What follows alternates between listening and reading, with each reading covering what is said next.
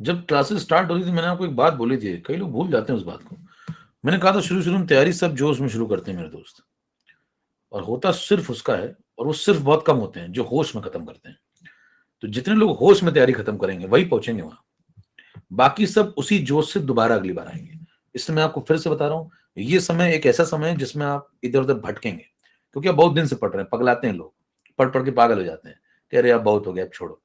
लेकिन यही सबसे ज्यादा संभलने का समय है। अगर आप इस समय संभल गए और आपने ये 2-3 महीने निकाल दिए बहुत कायदे से, तो फिर आप पहुंच जाएंगे जहां आपको पहुंचना चाहिए था। लेकिन अगर आप इसी 2-3 महीने में विचलित हो गए और आप थोड़ा भी भड़बड़ाए, आपने कहा अब नहीं पढ़ना है, अब ये नहीं करना, वो कोर्स छोड़ दो, ये कर लो, अब थोड़ा बहुत पढ़ लेते हैं, 4 टॉपिक ही छोड़ देते हैं, तो फिर आपका खेल खत्म होने की तरफ बढ़ गया है। मतलब प्रकृति जो आपसे चाहती थी वो उसमें कामयाब हो गई है। प्रकृति कभी नहीं चाहती कि आप सिलेक्ट हो, क्योंकि वो रैंडम चाहती है जीवन में, वो रैंडमनेस चाहती है। वो नहीं चाहती सब सिस्टमेटिक एक जगह पहुंच जाए, सबके सब। वो थोड़ी चाहेगी एम्स में पहुंच जाए, वो कहेगी भाई साहब कोई यूक्रेन भी तो जाएगा।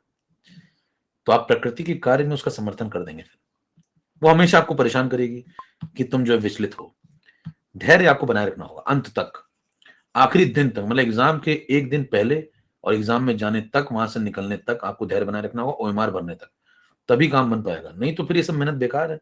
जितना आपने 1 साल में करीब किया सब बेकार, जीरो, कोई मतलब। इससे अच्छा आप कहीं कुछ और बिजनेस कर लेते।